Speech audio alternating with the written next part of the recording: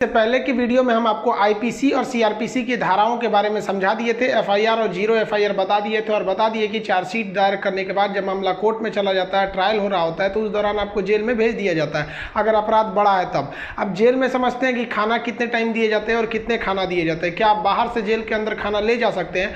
और क्या उम्र कैद 14 साल की होती है और जेल में एक दिन 24 घंटे का न होकर क्या 12 घंटे का होता है? और फांसी की सजा सुनाते दौरान जज कलम क्यों तोड़ देता है? और फांसी से पहले कौन कौन सी ऐसी इच्छाएं हैं जिसे आखिरी ख्वाहिश समझ के पूरी की जा सकती है? देखिए, जो जेल होता है वो राज्य सरकार के अधीन काम करता है और जेल की जो पुलिस होती है वो नॉर्मल पुलिस से अलग होती है। ये इसका प्रशासन पूरी तरह इस जेल प्रशासन के अंदर होता है। इसमें बहुत कम पुलिस वाले होते हैं, जो ज्यादा मिलेंगे आपको बाहर ही। अंदर पुलिस वाले बहुत कम मिलते हैं। अंदर का जितना काम होता है वो कैदी ही करते हैं। कैदी जब शुरू में जाते हैं तो उन्हें नंबर नहीं दिया जाता है। हाँ, जब उनकी सजा मुकर्रर कर दी जाती है, ज्यादा दिन की सजा है, तब उन्हें नंबरदार बना दिया जाता है। ऐसे आप जाइएगा 10 दिन 14 दिन के लिए तो नंबर नहीं बनाएगा, ऐसे ही छोड़ देगा। यही कपड़ा पे छोड़ देता है, कपड़ा भी नहीं देगा आपको अलग से। लेकिन हाँ, अगर ट्रायल लंबा चलने वाला आपका तब आपको नंबर देगा और आपको बैरक बताएगा किस बैरक में। उसमें कई बैरक होते हैं, यानी सेक्शन होते हैं। मतलब खतरनाक वाले को किस साइड में रखना है, जो नॉर्मल आया है पता है, जेलर को पता है कि भाई अभी आया, अभी 7 दिन में चल जाएगा, तो उसको दूसरे बैरक में रखता है। जेल में नाश्ता खाना सब तीनों टाइम मिलाकर हर अलग अलग राज्यों में अलग अलग खर्च किए जाते हैं कैदियों के ऊपर। अगर भारत के आप टोटल राज्यों को लेंगे तो पर डे एक कैदी के ऊपर लगभग 52 रुपए का खर्च आता है, ये जेल मेन्यू के हिसाब से। जेल में जो नाश्ता दिया जाता है, सुबह 7 बजे नाश्ता आ जाता है, जिसमें एक चाय का रहना कंपलसरी है। चाय के अलावा आपको कभी चना दिया जाएगा, कभी परोटी, ब्रेड, बिस्किट वगैरह दे सकता है या दलिया दे सकता है। ये सब बिस्किट वगैरह ये अंदर ही बनता है जेल के, काफ़ी अच्छा होते हैं सब। नाश्ता तो कम से कम ठीक देते हैं सब वो। दोपहर का लंच 11 से 12 बजे तक आ जाता है। लंच में अगर आप देखेंगे तो रोटी चाट हो रहेगी और आपको थोड़ा सा चावल और दाल दिया जाएगा। सब्जी कोई भी मौसमी सब्जी हो सकती है। दाल इतना रहेगा कि वो पानी की तरह पतला रहेगा दाल। आपको इस पे एकदम हल्का खाना दिया जाता है। रात का खाना भी दिन के खाने के समय सेम रहता है, बट रात के वक्त में चावल आपको नहीं दिया जाता है। रोटी जो दे दिया जाता है वो 6 दे देते हैं। चावल नहीं दिया जाएगा, दाल और सब्जी नॉर्मल टाइप की सब्जी रहती है, जिससे खा के आप बीमार न पड़े। रात का खाना जो है ना वो शाम 5 बजे रेडी हो जाता है। आपका मन उसी टाइम खाइए या रात 9 बजे खाइए, उससे मतलब नहीं है, वो वहीं दे देगा। रात में खाइएगा तो आपको कोई गर्म करके देने वाला नहीं है, क्योंकि कैदी ही इस खाने को बनाए रहते हैं। इस खाने को जानबूझ के इतना हल्का रखा जाता है, तेल नमक मसाला मतलब एसिडिक चीज नहीं रखा जाता है, मतलब एकदम सादा दिया जाता है ताकि आप बीमार ना पड़े। क्योंकि जेल के अंदर जो हॉस्पिटल होता है बहुत नॉर्मल होता है, थोड़ी बड़ी चीज का इलाज हो सकता है। जेल के अंदर तो कई बार ऐसा होता है कैदियों को खाना सूट कर जाता है, आते हैं दुबला पतला मोटा के चले जाते हैं कई जो कैदी यहाँ से। देखिए, जेल के अंदर उसका अपना कैंटीन भी होता है, जहां से आप अपने जरूरत की चीजों को खरीद सकते हैं। जैसे मान लीजिए किसी को एक्स्ट्रा खाना खरीदना है तो वो एक्स्ट्रा ले सकता है। उसे लिखवाना पड़ेगा कि भाई जेलर साहब से कि भैया हमको इतना में पेट नहीं भर रहा, हमको 12 गो रोटी दीजिए, तो उसको दे देगा, खाना एक्स्ट्रा दे सकता है। आप चाहते हैं कि बाहर से मंगवा दे, घर से खाना मंगा दे, तो इसके लिए भी लिखवा के मंगाना पड़ेगा। लेकिन ये क्या होता है कि आपको बार बार अलाउ नहीं किया जाएगा। खाना आएगा तो वो भी चेक किया जाता है, बार बार अलाउ नहीं करेगा। हाँ, लेकिन घर से जो मिलने उलने जाते हैं लोग, अचार सलाद उलाद का सामान दे देते हैं, क्योंकि आपको जब चटनी अचार ये सब वहाँ पे नहीं मिलता है। वहाँ जब जाइएगा तो आपको बर्तन वर्तन खरीदना पड़ेगा, प्लास्टिक के चम्मच वगैरह रहते हैं सब, नहीं तो ऐसे दे देगा स्टील का तो घोंप घाप देगा सब अपने में, सब वहाँ छाटले पहुँचता है सब। वहाँ की कैंटीन से आप खरीद सकते हैं, आपके पास पैसे रहने चाहिए और आपकी फैमिली से भी जो सामान आता है आप उस सामान को रख सकते हैं। देखिए, जब आप जेल में जाते हैं तो जेन्युइन आप कुछ पैसे लेके जाते हैं, और अगर लंबे दिन तक रह गए तो जो आपसे मिलने जाता है वो भी पैसे आपको दे देता है। लेकिन इस पैसे का मिसयूज हो सकता है। जो आपसे सीनियर कैदी हैं सब ना, जो मरखा टाइप का छीन लेंगे सब पैसा। तो इसको बचने के लिए क्या किया गया है कि जो जेल है, जेल का अपनी करेंसी होती है। ये भारत सरकार वाला रुपया आरबीआई वाला नहीं चलता है, वहाँ कूपन चलता है। ये कूपन जो होते हैं, आपके पैसे को कूपन में बदल दिया जाता है, तो आपकी करेंसी कूपन में बदल दी जाएगी और आप मैक्सिमम 2000 रुपए का ही कूपन रख सकते हैं। वो कूपन आपको 2 रुपए का मिलेगा, 5 रुपया, 10 रुपया, 20 रुपए का, इसी टाइप का कूपन मिलेगा। ये आपको दिया जाएगा। अब इस पे ना एक विशेष कोड किया जाता है कि भाई आप ही के नंबर का ये रहेगा, आप ही के नाम का, तो दूसरा कोई इसको चला नहीं सकता है कैंटीन में ले जाकर। इसलिए इससे आप आराम से बच सकते हैं। ये रखेगा तो कोई भी चला सकता है। अब 2000 से ज्यादा आप नहीं रख सकते हैं कैश। अगर कैश पकड़ा गया तो जब्त कर लिया जाता है और आपकी सजा भी बढ़ा दी जाती है। हालांकि बहुत से पहुंचने जो जान पहचान वाले कैदी होते हैं सब सीनियर,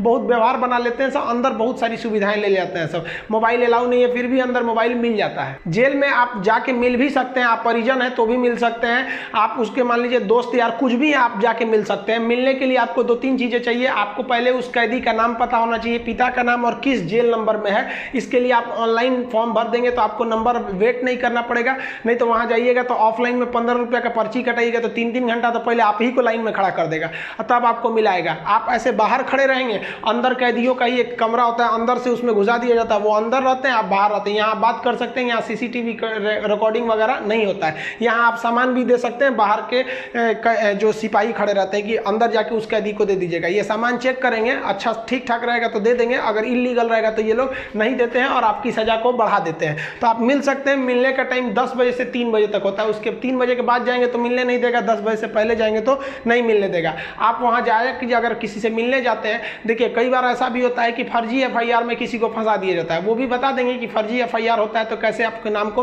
हटाया जा सकता है। और बहुत से स्टूडेंट्स को इस बात का डर रहता है कि जब वो तैयारी कर रहे होते हैं तो उनका पड़ोसी वाला उल्टा सीधा केस में फंसा देता है, FIR करा देता है, तो वो टेंशन में आ जाते हैं कि मेरी नौकरी चली जाएगी। अरे भाई साहब, हम गारंटी देते हैं नहीं नौकरी जाने देंगे। अब उसको भी वीडियो में समझा देंगे कि कैसे आपके ऊपर FIR हो गया है तो उसे कैसे कटवा सकते हैं, और आप स्टूडेंट हैं, आपका FIR हो गया, नाम चला गया, फिर भी आपका जॉब होगा, गारंटी बोलते हैं कि होगा। अब बहुत से लड़कों का ऐसा कराए भी हैं, और नियम है, हम क्या अपने घर से कराए, नियम है, बस आप नहीं जानते वो अलग बात है। तो आप उन लोग के लिए गिफ्ट वगैरह लेते जाइएगा। गिफ्ट मतलब क्या चीज़, खाने पीने का अचार वचार ले लीजिएगा, थोड़ा सा घी वगैरह ले लीजिएगा, ताकि अंदर अच्छा खाना नहीं लगता है, बाहर का इतना ज़्यादा आइटम रहता है, अंदर जाके आदमी उब जाता है। गुटखा वगैरह नहीं ले जा सकते, क्योंकि अंदर जो सफाई का काम होता है वो कैदियों को ही करना रहता है। गुटखा दे देंगे तो खा के थूक देगा। पहुँच वाले सब गुटखा खाते हैं, सब सिगरेट अलाउ है, ये सब चीज़ें अलाउ है, बस गंदगी वाला चीज़ नहीं। हम तो कहते हैं भाई जब हर चीज़ अंदर अलाउ है, बस आपका पहुँच होना चाहिए।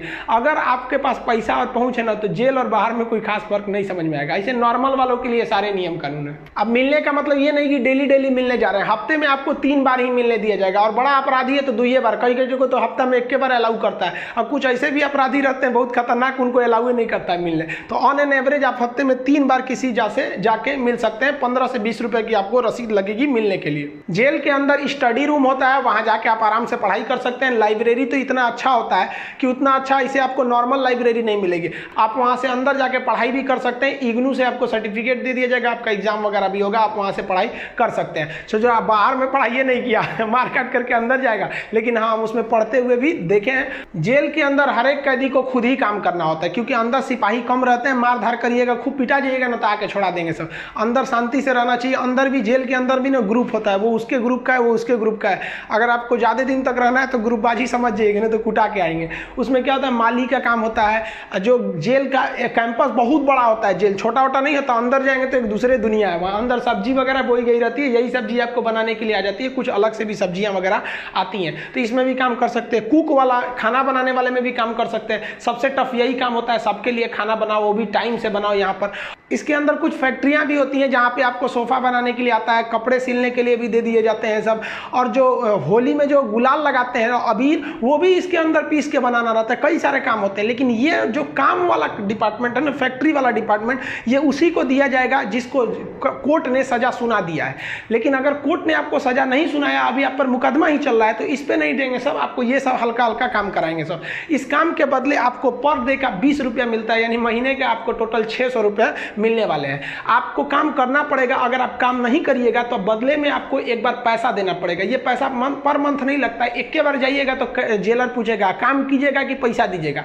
तो जो पैसा देते हैं उसे हाता कहा जाता है। अब ये जो हाता का अमाउंट होता है, ये डिपेंड करता है अलग अलग जेल पे, थोड़ा सा डिफरेंट होता है, लेकिन एक ही बार इस हाता को देना रहता है। लेकिन अगर आप काम करेंगे तो अच्छा रहता है। कोशिश करिएगा आप लोग, अगर बाय द वे गलती से चले, देखिए ऐसा नहीं है कि आप मर्डर करके जाइएगा, आपको कभी गलती से भी फंसाया जा सकता है। हम लोग कौन बार बड़का कहीं बम फोड़े थे लोग, हम लोग का भी क्या था भाई, स्टूडेंट्स की मांग कर रहे थे लोग, उठा कर डाल दिया उसमें, तो काम का आप कर सकते हैं उसमें। तो ये सब काम थोड़ा सा ईजी रहता है। काम का मतलब फायदा क्या होता है कि आपको खाना अनलिमिटेड मिलेगा, आप जितना खाना चाहें खा सकते हैं, और खाने की थोड़ी सी कैटेगरी थोड़ी आपकी अच्छी कर दी जाती है।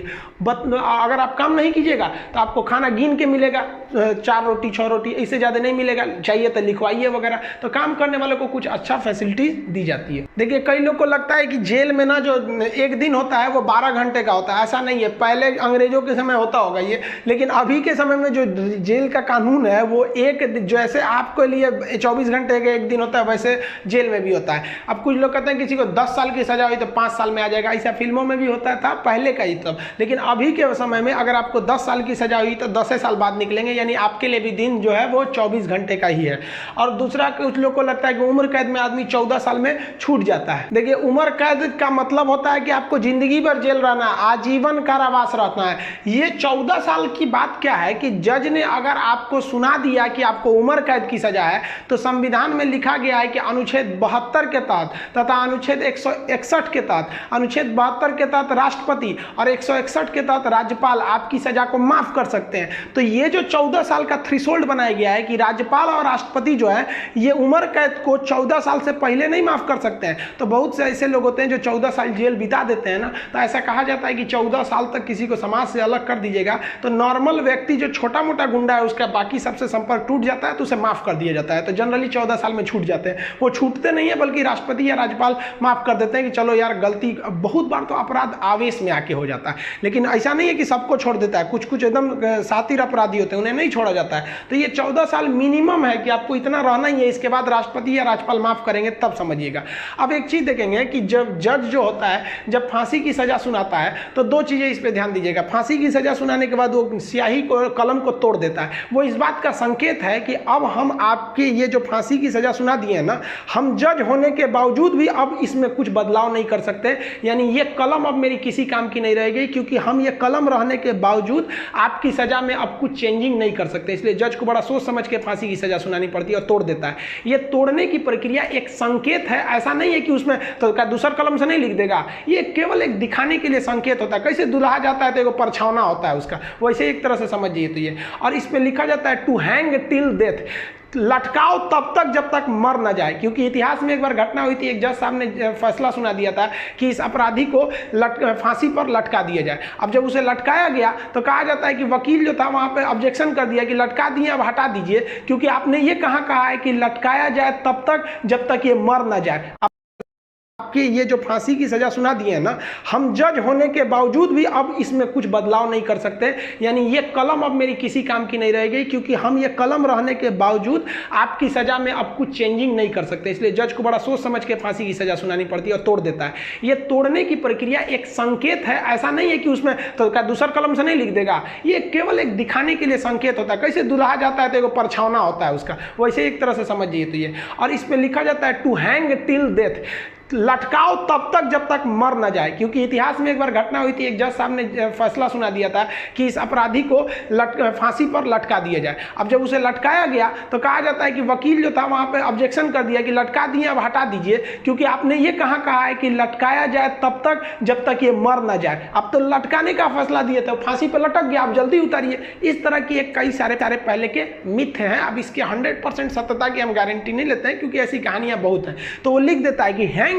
टिल डेथ, तब तक लटकाइए जब तक ससुरा मर नहीं जाता है। तो फांसी की जब सजा दी जाती है तो जल्लाद जब सजा दे देता है तो वहां एक मजिस्ट्रेट रहते हैं, एक डॉक्टर रहता है और जेल सुप्रिटेंडेंट रहता है। फांसी पे लटके ही रहिएगा, डॉक्टर चेक करेगा, ससुरा अभी बचल है, छोड़ दो, अभी 10 मिनट और छोड़ दो।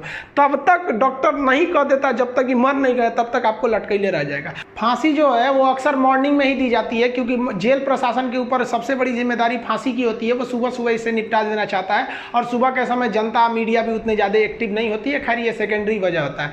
फांसी घर में जब कैदी को लाया जाता है तो जल्लाद इस कैदी का चेहरा नहीं देख पाता है, क्योंकि पुलिस पहले ही उसके चेहरे को काले कपड़े से ढक देते हैं। जल्लाद जो होता है उसे काले कपड़े में पहना के फिर फांसी पर लटकाता है। इसे कपड़े ढकने का एक और रीजन है कि जब फांसी लगाई जाती है, किसी को फांसी दिया जाता है, तो उसके आंख वगैरह काफ़ी मतलब तड़पता है, तो एक होता है ना कि थोड़ा सा खराब लगेगा उस वजह से। तो यहाँ पर जो जल्लाद होता है, इसे पहले ही इसको फांसी लगाने से पहले इसे कपड़ा ढक के इसको लटका दिया जाता है। लटकाने से पहले इसे जब फांसी देना होता है तो उससे पहले इससे पूछी जाती है आखिरी ख्वाहिश। यहाँ वो अपने पसंद का खाना खाने को कह सकता है, अपने रिश्तेदारों से मिल सकता है, या कोई धार्मिक ग्रंथ कह सकता है कि हम उसको पढ़ना चाहते हैं। इससे ज़्यादा उसकी कोई ख्वाहिश नहीं पूरी की जाएगी। ऐसा नहीं कहेगा कि हमको मर्सिडीज में घुमा दीजिए, ये मरने वाला होता है, इसकी ख्वाहिश क्या बची रहती है। इन सबको तो अपने तबीयत खराब हो जाता है।